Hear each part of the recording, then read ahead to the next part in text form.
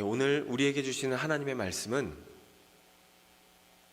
사도행전 27장 13절에서 26절까지의 말씀입니다. 사도행전 27장 13절에서 26절까지의 말씀, 오늘 큐티 본문입니다.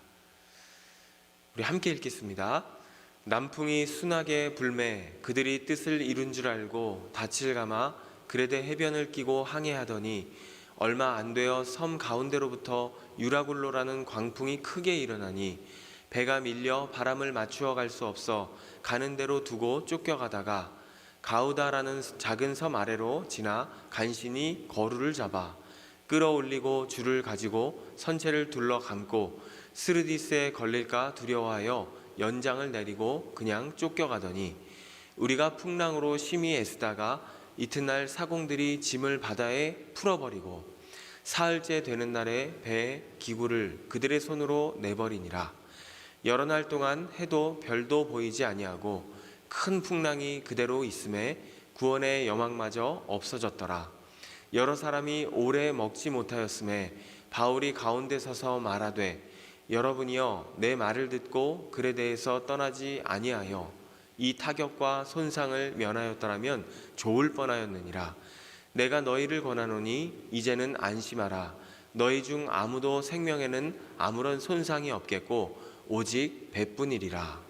내가 속한 바 곧 내가 섬기는 하나님의 사자가 어젯밤에 내 곁에 서서 말하되 바울아 두려워하지 말라. 내가 가이사 앞에 서야 하겠고 또 하나님께서 너와 함께 항해하는 자를 다 내게 주셨다 하였으니 그러므로 여러분이여 안심하라. 나는 내게 말씀하신 그대로 되리라고 하나님을 믿노라. 그런즉 우리가 반드시 한 섬에 걸리리라 하더라. 아멘.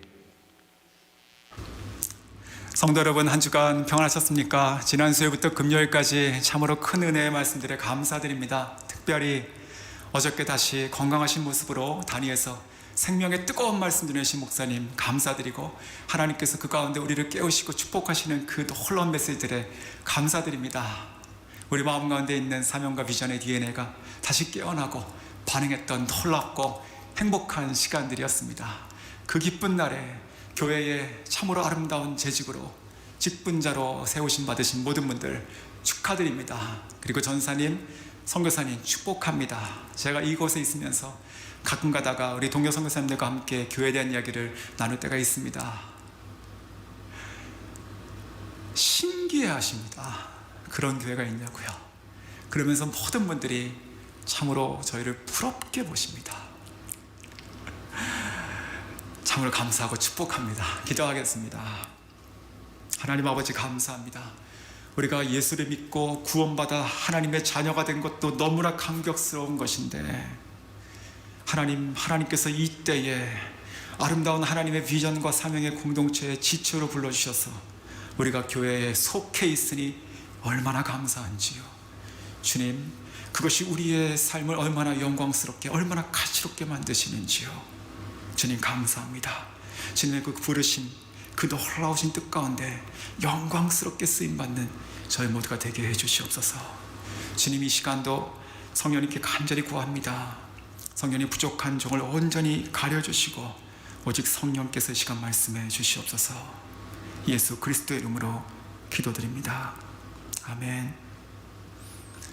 사도행전 27장 13절에서 26절 말씀을 가지고 풍랑 속 소망의 빛이 되라, 풍랑 속 소망의 빛이 되라 라는 제목으로 함께 은혜 나누겠습니다. 오늘 13절에 보시면 남풍이 순하게 붑니다. 우리 삶 가운데 그렇게 보이는 때들이 있지요. 뭐가 잘 될 것 같다. 그리고 일들이 잘 풀리고 있다. 좋은 징조들이 보인다. 그런데 그것이 하나님께로부터 오는 것이 아니면 그것이 우리에게 폭풍이 될 수가 있는 것이죠. 우리는 하나님을 믿는 자들로서 늘 살아갈 때 기도해야 할 것이 하나님의 뜻이 무엇인지를 확인하고 나가야 되는 것입니다. 오늘 14절에 보시면 얼마 되지 않아서 이렇게 되지 않습니까? 이 말씀을 읽으면서 그렇지, 정말 인생이 이와 같구나 라고 하는 생각을 하게 됩니다. 지난 1월 1일 날 있었던 이야기입니다. 카운트다운하고 또 기도와 예배를 마치고 잠자리 늦게 들었죠. 그런데 새벽 2시쯤 됐을 때 아주 굉음이 들리는 것이 무슨 폭탄 터지는 소리 같은 것, 유리창이 막 박살나는 소리요. 그래서 저희 가족과 또 모든 우리 주민들이, 이웃들이 다 깨었어요. 다 바깥으로 나왔습니다. 보니까 저희 집 옆집이 불탄 거예요. 근데 지금 제가 사는 집이 이렇게 폭 4m짜리 집이고 그것이 딱딱딱딱 붙어있는 형태의 집입니다. 그러니까 그 집은 저희 집으로부터 5m 옆에 있는 집이에요. 근데 그 집에는 사람이 아무도 없었거든요. 그 가족들은 그 전날 야외를 갔습니다. 마치 남풍을 맞고 이렇게 저쪽 어디 좋은 곳에 놀러 가듯이요. 그런데 그 아무도 없던 집에서 불이 난 것이에요. 전기가 누전되면서 이 전자기기들이 폭파하고요. 그 불꽃들이 튀기면서 불이 나고 그 안에 있었던 나무 가구들이 다 타버리고, 그래서 이 바닥과 이 벽과 그리고 이 천정들이 다 탔거나 아니면 그을리게 된 것이죠. 그 다음날 그 소식을 듣고 와가지고 그 집 앞에 서서 믿을 수 없는 광경 보며 있었던 그 사람들, 그 모습 참 잊을 수가 없습니다. 오늘 이 14절의 말씀, 얼마 되지 않아서 이런 일이 벌어졌다라는 것이죠. 어쩌면 이것이 우리들이 살아가는 인생에 이렇게 툭툭 일어날 수 있는 모습이다, 이런 생각도 들게 됩니다. 유라굴로라고 하는 광풍이 무엇입니까? 바로 그 말의 뜻은 북동이란 뜻입니다. 즉 북동풍입니다. 근데 이것이 이 남쪽에서 불어오던 이 바람과 부딪혀가지고, 즉 기류가 충돌한 것이죠. 그래서 이것이 어떠한 그 태풍이 된 것이에요. 그래서 이 지금 광풍이라고 되어 있잖아요. 이 광풍이라고 하는 이 헬라어가 나중에 영어 단어가 되는데 그것이 태풍을 얘기하는 타이풍이 됩니다. 그래서 이 때에 왜 이렇게 바람이 부딪히면 태풍이 되는가? 바로 그것은 오늘 지금 이 출항했던 이 시기가 금식하는 절기가 지나잖아요. 그 금식하는 절기는 대속제일, 유대력의 7월 10일, 우리 태양력의 한 10월 초중순쯤입니다. 그때는요, 이 지중해 연안이 11월 달까지, 9월에서 11월 달까지는 이 기류가 불안정해가지고 사람들이 배를 잘 타지 않습니다. 그리고 11월부터 해가지고 겨울을 날 때까지는 더 엉망이 돼요. 날씨가 하루에도 변덕이 막 폭풍이 일어나고요. 그래가지고 그 당시에는 전혀 운행하지 않았거든요. 그것이 상식이어서 사도 바울이 그 얘기를 했던 것이었는데, 그러나 남풍이 불어오는 것을 보면서 득이한 줄 알고 가게 되는 것이죠. 그랬을 때 이 유라굴로가 그곳에 왔을 때 그들은요, 15절에 보니까 어떻게 됩니까? 그 배에 밀려가기 시작합니다. 자, 이 배라는 것이 물론 이 바람을 막고 가는 것이니까 자기 스스로 갈 수 있는 동력이 없죠. 그 당시에 모터가 있는 것이 아니니까. 하지만 그래도 바람을 힘 동력으로 여겨서 자기가 키를 움직이면서 방향을 주도할 수 있습니다. 그러나 오늘 이 지금 광풍이 이 위에서 뒤에서 앞에서 막 불어치고 회오리 바람이 되니까 그 주도권을 잃어버리게 되는 것이죠. 우리가 살아가면서 정말 힘든 순간이 언제입니까? 힘든 환경과 힘든 일들이 계속적으로 발생할 때 힘들죠. 근데 그것보다 더 힘든 때가 언제냐면 그것 가운데 내가 아무것도 할 수 없고 내가 그냥 끌려다닐 때 힘듭니다. 그것이 작은 일이건 큰 일이건 정말 나의 주도권이 상실됐다고 했을 때 나의 의미가 없어지는 것이에요. 오늘 이 지금 배가 딱 그 모양입니다. 어쩌면 우리들의 인생에 그런 때가 있는 것이지요. 우리 주도권을 잃어버리는 것입니다. 자, 그래서 그들은 어떻게 하기 시작합니까? 16절부터 시작해가지고 20절까지 그들은 할 수 있는 모든 것을 다 하기를 시작합니다. 첫 번째 그들이 한 것이 무엇입니까? 이 거르라고 하는 구명보트를 올리게 되는 것이지요. 보통 이 큰 배가 있으면 그 뒤에 사람들이 탈출할 수 있는 작은 배들을 달고 다니잖아요. 그런데 한번 이렇게 여기 생각이 드는 것 같아요. 우리가 픽업 트럭을 운전하시는 분들이 뒤에 어떤 카트를 다시면 앞으로 갈 때는 문제가 없는데 뒤로 갈 때는 내가 가고 싶은 방향과 반대로 핸들을 꺾어가지고 이 뒤 것이 거꾸로 내가 원하는 쪽으로 가게 합니다. 즉 이것이 반대가 돼요. 자, 그런데 이 구명보트라고 하는 것이 뒤에 붙어 있으면 내가 앞으로 가면 문제가 안 되는데, 지금 이 광풍을 만나가지고 바람이 앞뒤로 막 불어치고 하니까 이것이 부딪히고 내 배를 깰 수도 있는 것이고 내 배가 더 못 가게 하는 것입니다. 그러니까 이것을 빨리 끌어올린 것이죠. 그리고 두 번째 했던 것은 그들이 이거 선체를 줄로 꽁꽁 맸습니다. 더 큰 바람이 왔을 때 그거 깨지지 않도록 자기 몸을 이렇게 타이트하게 만든 것이지요. 그리고 또한 연장을 내렸다, 즉 닻을 내린 거예요. 휩쓸리지 않게 하기 위해서 이제 무거운 것을 밑으로 내려가지고 좀 이렇게 묵직하게 만드는 것이에요. 그리고 나서 그리고서도 안 됐습니다. 그래서 또 어떻게 합니까? 18절과 19절에 가시면 그들이 이제 짐들을 버리기 시작해요. 이 알렉산드리아라는 이 배는요, 원래 기본적으로 곡물 운반선입니다. 그러니까 이 짐들의 많은 양들은 아마 양식이었을 거예요. 먹을 것을 포기하는 것입니다. 살아야 되니까. 그리고 또한 더 나아가서 그들이 가지고 있던 기구들을 다 버리기 시작합니다. 그 기구들은 아마도 쓸데없는 거 누가 갖고 탑니까? 다 쓸모있고 다 가지고 소유한 것들이잖아요. 그 배에 필요하건 그 안에 있는 사람들에게 필요하건 그 필요하다 여겼던 많은 재산들을 다 버리기 시작하는 거예요. 스스로 그 생명이 중요하니까 다른 것들을 눈물을 먹고 다 버리기 시작하는 것이죠. 살라고. 그런데 그럼에도 불구하고 마지막 3일 동안 정말 그래 이것이 마지막이야 라고 했던 그 순간까지 그렇게 모든 노력을 다했지만 결국 아무런 소용이 없었습니다. 그래서 20절에 이제 어떻게 이릅니까? 해와 별도 보이지 않게 되는 것입니다. 몇 날이 지나도록 해가 별 보이지 않는 것이에요. 그 당시에는 나침판이 없습니다. 어디로 갈지를 모르는 것이에요. 그들이 해를 보고 별자리를 보면서 이 방향을 잡고 가야 되는데 근데 이제 이 광풍과 이 날씨 때문에 아무것도 보이지가 않는 것입니다. 그러니까 갈 수 있는 곳이 없는 거예요. 그런데 더군다나 풍랑은 그대로 있잖아요. 그러니까 계속 이리 치고 저리 치고 부서질 것 같고 잠을 못 자고 하는 것들이 일어나는 것입니다. 그러한 순간에 그들이 어떻게 했다고 되어 있습니까? 그들이 구원의 여명이 없어 사라졌더라라고 되어 있습니다. 구원의 여명, 그러니까 그래 가까이 있는 건 아닐지 몰라 하지만 저기 멀리서라도 작은 불빛이 있다면 그것이 구원의 여명이 되는 것이죠. 그런데 그런 구원의 여명마저 없다라는 것이에요. 그래서 그들은 스스로 자기의 소망의 끈을 다 끊어버리기 시작합니다. 이것이 절망인 것이죠. 끊어진 소망. 그래서 그들은 스스로에게 정말 사망 선고, 절망 선고를 해버리는 것이에요. 끝났다. 그래서 영어 성경 보시면 마침내 그들은요 gave up the hope라고 되어 있습니다. 그러니까 스스로가 이제 희망을 놔버린 것이에요. 그러면서 그 자리에 어떻게 변해갔을까요?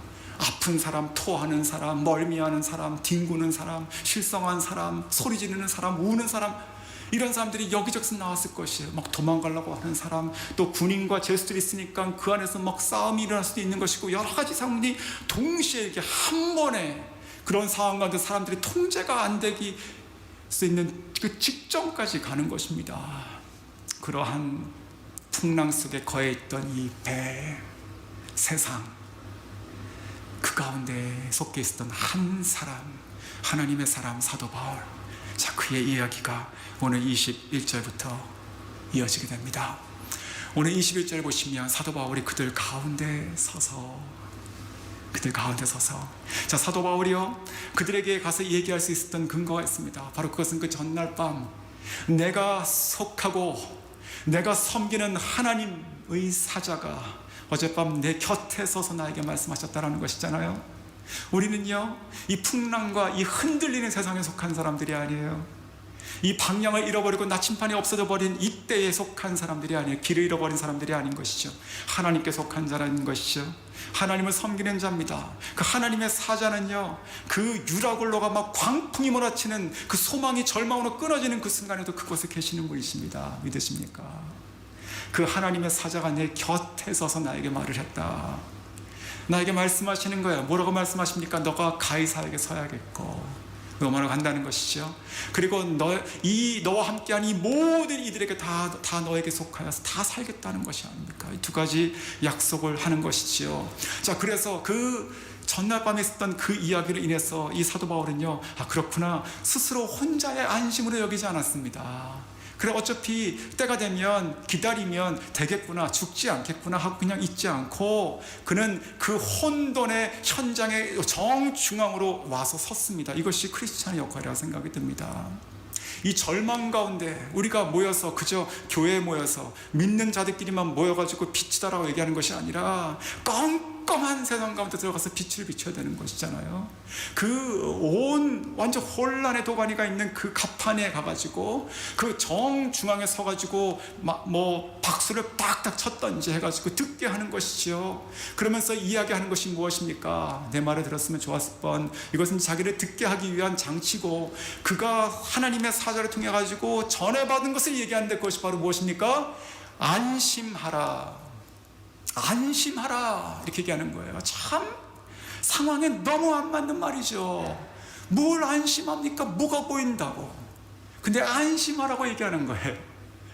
한 10일 전이죠. 지지난주 토요일 4월 17일 날 그 인도의 한 기차역에서 있었던 이야기인데, 그 시각장애인 어머니를 데리고 갔던 그 아들이 있습니다. 한 10살쯤 돼 보이던데요. 그 아들이 그 기차가 이제 오면 타야 되니까 그 승강장 맨쪽 가생 앞쪽으로 엄마를 이렇게 뒷걸음질해서 데리고 가다가 자기가 빠져버린 거예요. 그 선로로 떨어져 버렸어요. 근데 이 엄마는 잘 보이지가 않잖아요. 깜깜하잖아요. 어디서 소리가 나는데 거기서 어떻게 도움의 손길을 줄 수가 없어요. 그래서 그 엄마는 막 소리를 질렀고, 그 아이는 밑에서 올라오지 못하고 있고, 그리고 이 뉴스를 보니까 저쪽에서 기차가 들어오고 있습니다. 절망의 순간이죠. 근데 그때 이 화면 밑에서, 이게 CCTV가 그대로 방영됐는데, 화면 밑에서 한 사람이 철로에서 막 뛰어가요. 영무원이죠. 근데 그 사람이 이 아이를 마치 집어 던지듯 위로 확 던져버리고 자기도 급히 빠져나갑니다. 그리고 그 순간 기차가 확 지나가 버리죠. 구원한 것이죠. 그때 이 영무원이 인터뷰를 하면서 이렇게 위대한 얘기를 합니다. 나는 그 순간 그 자리에 이 아이를 구하기 위해서 존재했다. 그렇게 얘기했습니다. 성도 여러분, 오늘 이 사도 바울이 딱 그 모양입니다. 우리 크리스찬들이 그러한 존재감이 있어야 되지 않겠습니까? 그냥 저쪽에서 자기들끼리만 모여가지고 빛이네 소금이네 행복하네 은혜롭네 하는 것이 아니라, 이 세상이 흔들리고 방향을 잃고 깜깜하고 절망, 여명이 다 꺼져 있는 이 순간에 서서 얘기할 수 있어야 되는 것입니다. 안심하십시오. 안심하십시오. 하나님의 손에 우리가 다 있고 안전합니다. 하나님께서 말씀하셨습니다. 흔들리지 마십시오. 여기서 이 안심하다라고 하는 이 동사, 지금 이 사도행전은요, 이 누가가 썼잖아요. 이 누가는 의사잖아요. 이 안심하다라는 이 동사가 의학 용어가 쓰였습니다. 이것이 바로 의학 용어인데, 그 뜻이 이렇게 표현하면 저는 될 것 같아요. 사람이 죽을 것 같아요. 도저히 이제 소망이 없어요. 막 숨이 넘어갈 것 같아요. 뭐 아무것도 할 수 있는 것이 없어요. 이제 끝이구나 라고 했을 때, 저쪽에서 의사가 한 명이 막 뛰어와서 내 앞에 서가지고 안심하십시오. 당신은 이제 살았습니다 라고 얘기하는 것입니다. 그 말을 들었을 때 우리의 영혼이 살겠죠. 그 말을 들었을 때 그래, 내가 뭐 어떻게 살겠나 이렇게 생각했다가 그 내 앞에 서서 얘기하는 그 의사를 보면 내가 사는 것이죠. 오늘 이 사도 바울이 그런 것입니다. 안심하십시오 여러분 라고 두 번 얘기하잖아요. 25절도 바로 이것이 크리스찬의 존재입니다. 존재예요. 그러면서 이 사도 바울은 자기가 이렇게 얘기하는 근거를 얘기해요. 즉 원천, 이 안심의 원천이 무엇인가. 왜냐하면 이 사도 바울이 자기가 무슨 안심을 담보할 수 있는 사람이 아니잖아요. 뱃사람도 아니고 또 죄수고 유대인이고. 그런데 왜 이렇게 얘기할 수 있는가? 그것이 바로 23절에서 25절이죠. 내가 속하고 내가 섬기는 우리 하나님의 사자가, 그렇죠? 그 하나님의 사자가 나에게 얘기했다는 것을 얘기하는 것입니다. 즉 우리가 안심할 수 있는 것, 흔들리는 세상을 살아가면서 우리가 안심할 수 있는 것은 바로 하나님 때문인 것이죠. 하나님께서 흔들리지 않는 우리의 기초가 되시고 우리의 구원의 원천이 되시는 것입니다. 믿으십니까? 그러면서 또한 그가 이렇게 얘기합니다. 너가 로마로 간다, 가이사에게 선다라는 것은 사명이잖아요. 성도 여러분, 우리가 꼭 기억해야 될 것이 있습니다. 사명이 생명입니다. 그렇죠? 사명이 생명이고 이 사명은 수명보다 길습니다. 우리 믿지 않는 자들은 사람에게 정해진 수명, 운명이 있다고 얘기하죠. 그런데 믿음의 사람들은 그렇게 얘기하지 않습니다. 사명이 생명이니 이 사명이 수명보다 깁니다. 그리고 이 사명이 우리의 생명을 담보한다는 것이죠. 그러면서 26절 마지막 절에 사도 바울이 이렇게 얘기합니다. 우리가 반드시 한 섬에 걸리리라. 저는 이 말씀이 소망의 말씀이라고 생각합니다. 왜일까요? 지금 그들이 지금 표류하잖아요. 이 광풍에 여전히 이 풍랑 가운데 있잖아요. 빛이 안 보이잖아요. 깨질 것 같잖아요. 죽을 것 같잖아요. 그런데 이 배가 거기서 계속 끓고 있지 않고 우리가 어떻게 움직일 수 없는 이 상황에서 하나님의 손이 이 배를 이끌고 가서 어느 곳에 정박하게 하신다는 것이죠. 아멘. 하나님께서 이끄신다는 것입니다. 그것이 바로 오늘 한 섬에 반드시 걸리리라라고 얘기하는 말인 줄 믿습니다. 말씀을 좀 정리해 보겠습니다. 풍랑 속에 우리 그리스도인들 소망의 빛으로 서야 됩니다. 절망 가운데 빠져있는 세상 가운데 흔들리고 방향을 잃어버리고 있는, 점점 더 어두워지고 악해지고 또 점점 우리가 어떻게 살아갈지 모르는 이 혼탁한 세상 가운데 우리 그리스도인들은요, 어떻게 살아가야 될까요? 바로 우리가 소망의 빛으로 쓴다는 것입니다. 안심을 선포하는 자, 하나님을 선포하는 자로 살아간다는 것입니다. 그러할 때 흔들리는 세상 가운데 절망 가운데 놓여 있는 사람들이 저와 여러분을 보고 듣고 그리고 살아나게 되는 것이죠. 하나님께서 우리와 그리고 우리가 속해 있는 우리 교회를 그렇게 삼으시기 원합니다. 세상이 점점 더 어두워지고 점점 더 어려워집니다. 그러니 저희는 더 빛나야 되는 것이죠. 더 많은 영혼들을 하나님께 구원받아야, 인도해야 되는 것입니다. 그것이 하나님의 뜻입니다. 하나님의 뜻이에요. 하나님의 사명입니다. 사랑하는 성도 여러분, 오늘 하루 우리가 세상을 살아가면서 하나님, 나를 소망의 빛으로 삼아 주십시오. 나를 소망의 빛으로 삼아 주십시오. 나를 통해서 우리의 가족과 우리의 동료와 우리 이웃과 이 함께 살아가는 이 세대, 그리고 우리의 자녀와 우리의 다음 세대들, 나와 우리 교회를 통해 가지고 붙들림 받기 원합니다. 하나님의 소망을 바라보며 함께 살아나는 역사 있기 원합니다. 축복합니다. 기도하겠습니다. 하나님 아버지, 감사합니다. 아버지, 모두가 다 흔들리고 모두가 다 소망을 끊어버렸던 그 순간에 오직 한 사람, 하나님의 사람 사도 바울만 그 가운데 서서 외쳤습니다. 안심하십시오. 안심하십시오. 당신은 살아납니다. 죽지 않습니다. 하나님께서 말씀하시고 나는 그 하나님을 믿습니다라고 말씀하셨습니다. 아버지, 이것이 오늘 살아가는 우리 성도들의 존재입니다.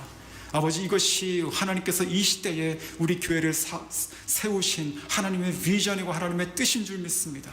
주님, 우리 사랑하는 모든 성도님들 한 분 한 분을, 또 우리 교회가 오늘 이 사도 바울처럼 하나님께 들림받아서 이 세상을 향해서 소망과 구원의 빛이 되고 하나님 앞에 참으로 많은 영혼들을 구원하게 하는, 하나님 정말 별과 같이 빛나는 교회와 성도가 다 되게 해주시옵소서. 오늘 하루를 하나님께 드립니다. 주여 영광 받아 주시옵소서. 예수 그리스도의 이름으로 기도드립니다. 아멘.